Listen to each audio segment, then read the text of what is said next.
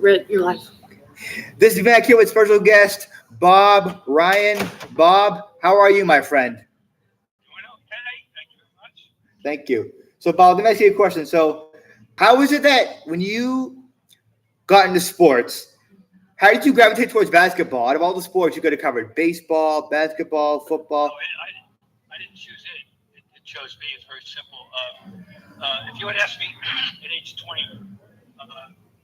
you want to be a baseball writer or you want to be a basketball writer, if that were the situation, I would automatically say baseball because baseball's been my first love as far back as I can remember.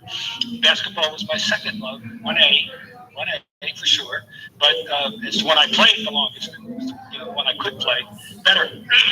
So I have the long history of basketball, but my heart was always first in baseball. However, I'm 23 years old. I'm at the Boston Globe. I had been a summer intern in '68. Now I'm back on full time in the fall of '69. And the sports editor comes over one day and says, the guy who had been covering the Celtics, Bob Sales, had left the sports to go to news, and there was a vacancy of the Celtics beat, and they didn't really have an heir apparent. And they came over to me and he said, "You're going to be on the staff officially now, and by the way, sort of Wednesday." On Friday night was the opening night of the Celtics, and by the way, you're going to cover the Celtics on Friday night. It's just like that, and that's how I got dropped into it. No exhibition game. Hadn't met Tom Prince, the new coach. I'd never covered an NBA game at all. Extensive. My experience had been in college.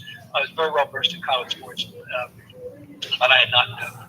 Was not an expert in the NBA, and so I had to learn from day one. And the first night was against the Cincinnati Royals. Whose new coach was Bob Cousy, who I knew because I had been a student broadcaster at Boston College and I'd known Cousy since I was 18 years old.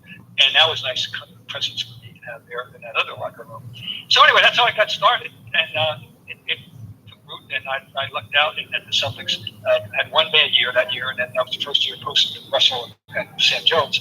And then Cowens came in '70, and that was a turning point.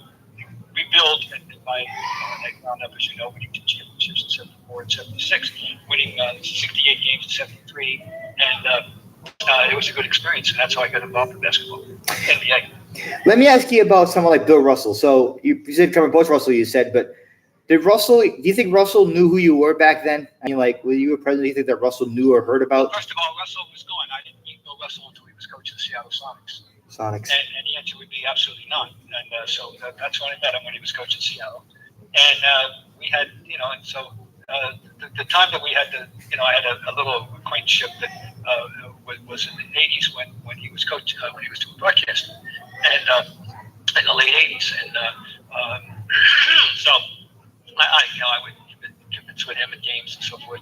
And then in 1999, the Boston finally got around to honoring him properly, and there's a big blowout at Boston Garden honoring him. And I wrote I wrote the big preview story for the Globe. I wrote a big section, a big section on Bill Russell, and had a dinner with him and his wife and a PR person in Providence. I sat there for 3 hours. We closed the joint, and he gave me all the stories, gave me the great cackle and things that is. And so that was and the last time I saw him and talked to him was after Will Chamberlain had died, and he was in Boston about a month later at practice. And Melissa, please call Rio too. Thank you. No emergency. You asked him nice. Let me ask you this question too. So after you retired from the Globe, and you're working part time now, when you wrote the book Scribe, was that sort of, did you look back at old notes to write that book, or how did you get that book written, Scribe? Well, you research yourself a little bit and verify some things that you want to make sure you got it right, that your mind wasn't fooling you, and you weren't, and so there were things I had to research about what I'd written and what I'd said, and that was part of the thing. It was just interesting researching yourself, obviously, but a lot of it was in your head. I'd lived this life of experience, and I had things, to say. And that book wasn't my idea. That book, Andrew Glauner, my agent, came to me, and I didn't even know him. And my agent had been a student at Brown during Bird era, and read the Globe faithfully, and became a fan, quote unquote, mine, and he approached me with the idea that this, everybody flatters him or herself into the business that you might have a story to tell, but still, I really wasn't prepared to go seek it out and have it. But he told me he thought it was a good idea, and so he sold the book, and we got the book out.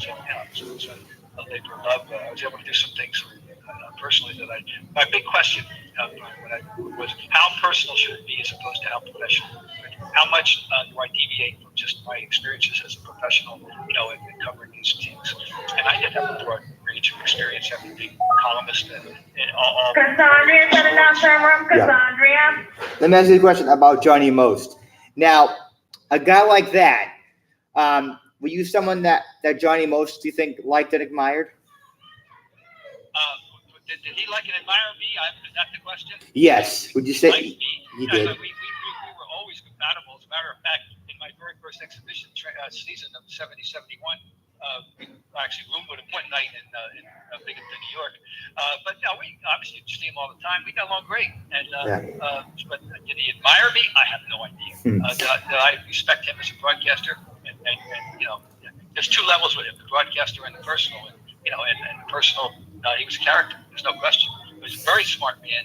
We shared one mutual love outside of basketball, and that was music. He was a big fan of the big bands, and he was a big fan of Benny Goodman, and I'm a big fan of all kinds. He happens to be a big band there, and so we got along great. We had good conversations on that. Do you remember the broadcaster name? Do you know who Marty Glickman was, the old Jewish New York broadcaster? Are you kidding? Yeah. I grew up in New Jersey. I grew up in the North. Good like Edicts, the Knicks. I mean, come on. Yeah. If you're a sports fan in the greater New York, New Jersey area, you should know who Marty Glickman was. And Marty Glickman was Johnny Most's mentor. He's the man who recommended Johnny Most to Red Auerbach. Auerbach and Glickman were good friends. And when Red was looking at the Celtics for a broadcaster in 1953, Marty Glickman recommended Johnny Most. But I never met Marty Glickman, but he's a legend, and he was a mentor to many people. Yeah. Now, I want to ask you this question too. So, how was Cowens to you, Dave Cowens? We hit it off instant. We met, and we're still friendly. And the answer to the easiest question I get at a banquet, who's your favorite person or your favorite character? And I said, look, the best player I covered was Bird, and 1A was Havlicek. But the most interesting character, my favorite subject to write about, my favorite personality, and most of all, laps the field, as Dave Cowens. There's nobody like him. A Hall of Fame player with an electrifying style and the most intellectually curious guy I ever knew. And we got along great from the beginning. And Dave Cowens retired in my hotel room. Like that. Wow. I helped author his retirement declaration to the world. And that's how I start my book. That anecdote, that's one that no one else had ever done. Now, how many audiobooks of your books are out there? I don't know. I think just Scribe and I guess in scoring position, our latest book, Bill Chuck, which I haven't even gotten a copy of. Nobody gave me one. I understand. And it's interesting. I'm kind of curious how you do that with two people involved. But I don't even have one. Got one, sent it to me.